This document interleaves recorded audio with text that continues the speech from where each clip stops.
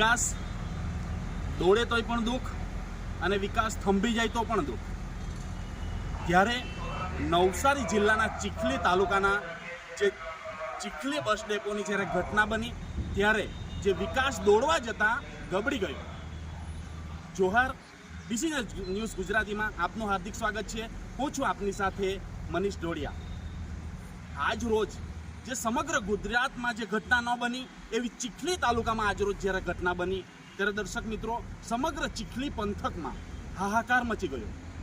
જે દર્શક મિત્રો તમને વાત કરવા જઈએ ત્યારે આજ રોજ જ્યારે ચીખલી તાલુકાના બસ ડેપોમાં જ્યારે બસ ડેપોનો સ્લેબ ભરવા જતા જ્યારે બસ ડેપોનો સ્લેબ તૂટી પડ્યો ત્યારે આજરોજ જે બસ ડેપોનો જ્યારે સ્લેબ તૂટી પડ્યો કેટલાક લોકો ઘાયલ પણ થયા. એમને સારવાર અર્થે નજીકની જે હોસ્પિટલ છે આલીપુર હોસ્પિટલ છે એમને સારવાર અર્થે ખસેડવામાં આવ્યા. ત્યારે જ્યારે વિકાસની વાતો કરીએ ત્યારે આજે જ્યારે વિકાસ દોડવા ગયો ત્યારે વિકાસ ગબડી ગયો ચીખલી તાલુકાના ડેપોનો. દર્શક મિત્રો, આ જે બસ ડેપોનું નવનિર્માણ જ્યારે ભૂમિપૂજન કરવામાં આવ્યું હતું ત્યારે જે અહીંના જે ધારાસભ્ય નરેશ પટેલના હસ્તે કરવામાં આવ્યું. દર્શક મિત્રો, અહીં જે સ્લેબ તૂટી પડ્યો તેના જોતાં એવું લાગે કે ખરેખર અહીંયા ભરપૂર ભ્રષ્ટાચાર જોવા મળી રહ્યો. દર્શક મિત્રો, શું કોન્ટ્રાક્ટરે એવો તો કેવો ભ્રષ્ટાચાર કર્યો કે લોકો સમક્ષ, લોકોની નજરો સમક્ષ જે દેખાઈ રહ્યો જે ભ્રષ્ટાચાર, ત્યારે શું એ કોન્ટ્રાક્ટરને જે અહીંના જે ધારાસભ્ય નરેશ પટેલનો પણ ડર ના હશે કે શું જે આ ભ્રષ્ટાચારને જોતા એવું લાગી રહ્યું. આજે સ્લેબ તૂટી પડતા કેટલાક લોકો ઘાયલ પણ થયા અને એ જોતાં એવું લાગી રહ્યું કે સેફટીનો પણ અહીંયા જે ઉપયોગ ન કરવામાં આવ્યો હોય અને જો સેફટી ન હોવાને કારણે કેટલાક લોકો ઘાયલ પણ થયા. આ તો ડેપો બનતાની સાથે જ ડેપોનું જ્યારે સ્લેબ તૂટી પડ્યો એમ જોવા જઈએ તો સારું કહેવાય કે અત્યારે બનતાની સાથે જ તૂટી ગયું અને બની ગયા પછી જો ધારો કે સ્લેબ જો ધરાશયી થઈ જતે તો કેટલાક નિર્દોષ લોકોનો પણ જીવ જતે એવું લાગી રહ્યું છે. આવો જોઈએ જે સ્લેબ તૂટી ગયા એનો જે દ્રશ્ય તમને બતાવવામાં આવશે.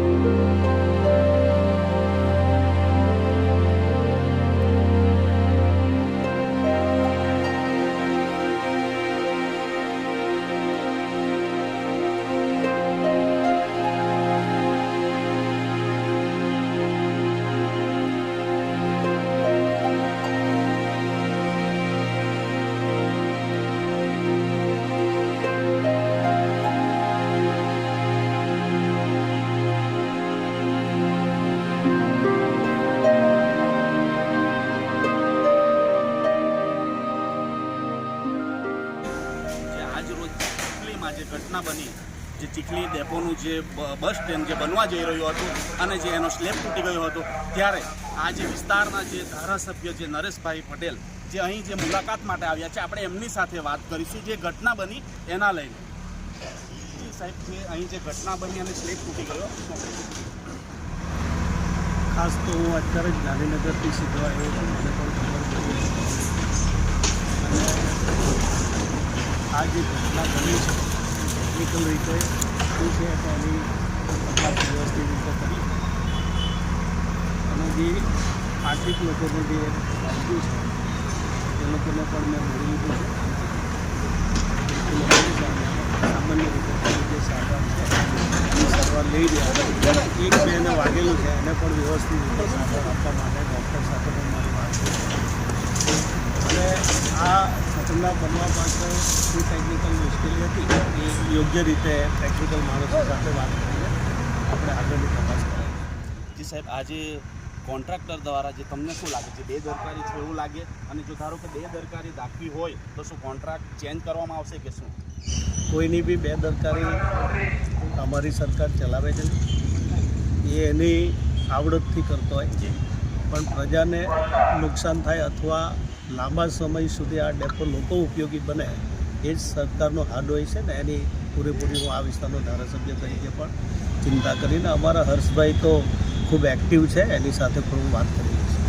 જે આ હતા જે અહીંના જે ધારાસભ્ય નરેશ પટેલ, જે ગાંધીનગર હતા છતાં જે ઘટનાની જાણ થઈ અને તાત્કાલિક મુલાકાત માટે આવ્યા અને જે દર્દી જેમને વાગ્યું છે એમની પણ મુલાકાત લીધી. હાલમાં એ સારવાર હેઠળ છે અહીં, અને જે જણાવ્યું કે જો અહીંના જે કોન્ટ્રાક્ટરે જો બેદરકારી દાખવી હશે તો એમની પણ કાયદેસરની કાર્યવાહી કરવામાં આવશે એવું એમના દ્વારા જણાવવામાં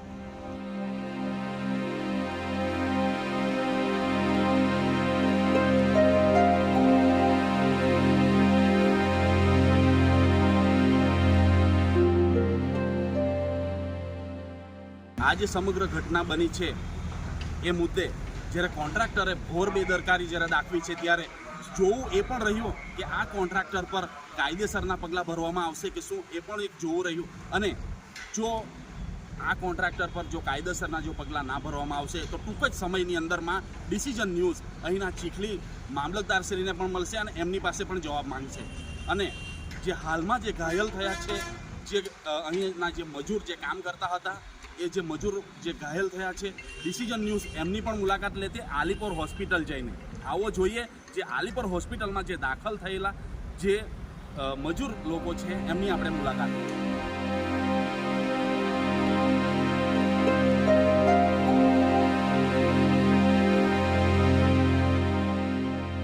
જે ચીખલી ડેપોની જે ઘટના હતી તેના લઈને જે ત્યાં મજૂરો કામ કરતા હતા તેઓને જે વાગ્યું અને જે આલીપોર હોસ્પિટલમાં દાખલ કરવામાં આવ્યા હતા, ત્યારે ડિસિઝન ન્યૂઝ આલીપોર હોસ્પિટલ જે દર્દી છે એમની સાથે એમની મુલાકાત માટે આવી. આવો જોઈએ આપણે એમની સાથે પણ વાત કરીએ.